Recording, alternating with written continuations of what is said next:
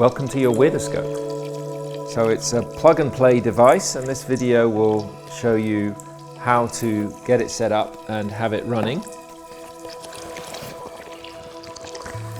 This is the device in here, and your plug is located in here.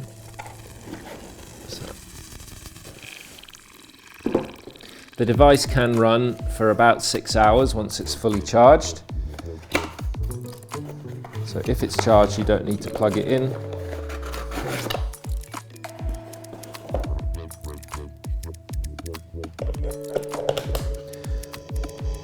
The plug is at the back of the box next to the power button.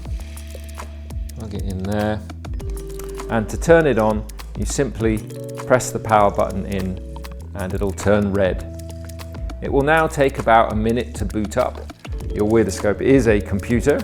It has a Raspberry Pi microcomputer inside, as well as the 2 random event generators. And as the Wyrdoscope is booting up, it is running statistical tests on the random event generators to make sure that everything is ready and working.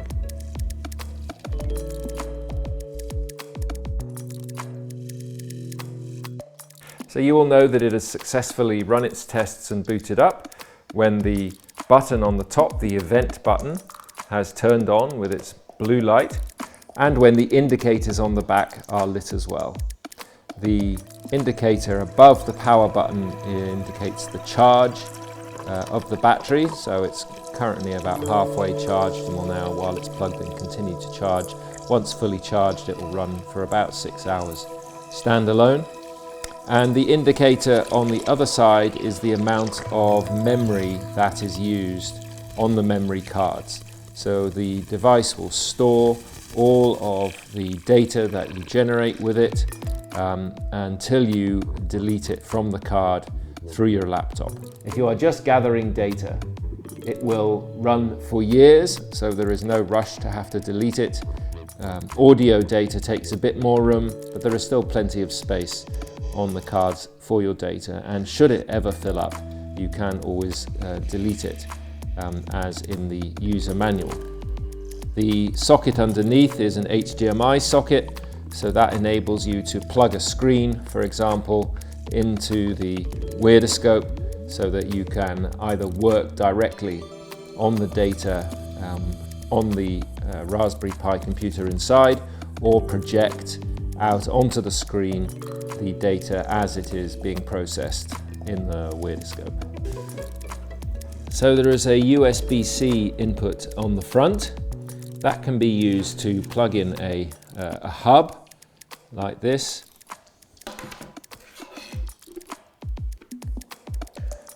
With a hub attached, you can then plug in a keyboard or a mouse so that you can operate the computer inside and look at the data yourself, obviously in combination with the screen that you've attached to the HDMI output at the back. The button at the center, lit by the blue LED, is an event button.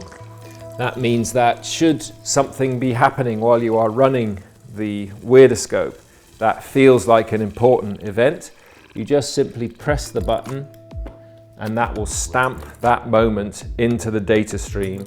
So when you look at the data later on, you'll be able to see what is going on in the data at the moment that you press the button. The other possibility that you have is to use this audio button here. So when you press the button in, it will light up, and it is now recording what is going on around you. That audio file will be embedded in the data stream so that you will be able to listen to what is going on as you see certain things happening in the data. To turn the audio off, you just press the button again and the light goes off. So the Wyrdoscope, once you have turned it on and it has booted up, instantly goes into data recording mode. Should you wish to pause the data collection without closing down your Wyrdoscope, you can press the event button for 3 seconds and it will put the Wyrdoscope into standby mode. You know that it is in standby mode because the light has gone off on the event button, but the lighting of the indicators and the power button are still on the back. So enjoy working with your Wyrdoscope to investigate the field of consciousness, and do let us know what you find.